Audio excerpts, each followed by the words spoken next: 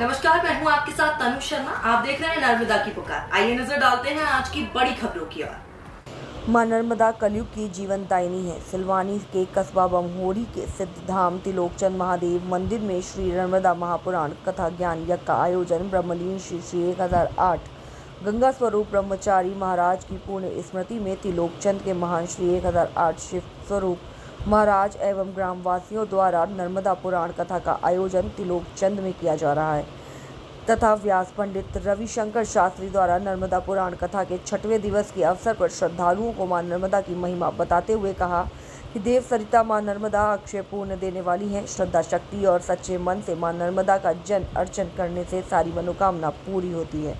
सरस्वती जल में स्नान करने से जो फल 3 दिन में मिलता है, गंगा जी में स्नान करने से वह 1 दिन में ही मिलता है। वहीं फल मां नर्मदा के दर्शन मात्र से ही मिल जाता है।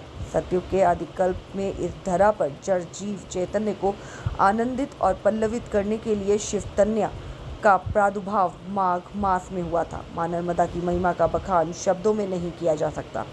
स्कंद पुराण के रेवाखंड में ऋषि मार्कंडेय ने लिखा है कि नर्मदा के तट पर भगवान नारायण के सभी अवतारों ने आकर मां की स्तुति की। पुराणों में ऐसा वर्णित है कि संसार में एकमात्र मां नर्मदा ही है जिसकी परिक्रमा सिद्ध, नाग, यश, गंधर्व, किन्नर, मानव आदि करते चले आ रहे हैं। आदिगुरु शंकराचार्य जी के नर्मदाष्टक में माता को सर्वतीर्थ नाकायम के संबोधित किया गया है, अर्थात माता को सभी तीर्थों का अग्रज कहा गया है। नर्मदा के तटों पर ही संसार में सनातन धर्म की ध्वज पताका लहराने वाले परमहंसी योगियों ने तप कर संसार में आदित्य कार्य किए। पंडित रेवाशंकर शास्त्री ने श्रद्धालु को मां नर्मदा की महिमा का भक्तों का रसवादन कराते हुए कहा कि मां नर्मदा कलयुग की जीवनदायिनी है। हमारे वेदों में 18 पुराण हैं। 18 पुराणों में से स्कंद महापुराण है।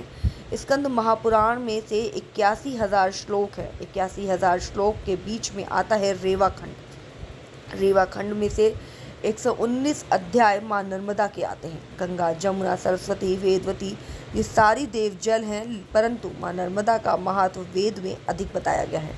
मां नर्मदा हमारे मध्य प्रदेश के ही अमरकंटक पर्वत से निकलती हैं। मां नर्मदा का अमरकंटक से उद्गम होता है तथा होते हुए वह गुजरात जाती हैं। मां नर्मदा के दर्शन मात्र से ही मनुष्य पवित्र हो जाता है और इस कलयुग की मोक्षदायिनी है मां नर्मदा।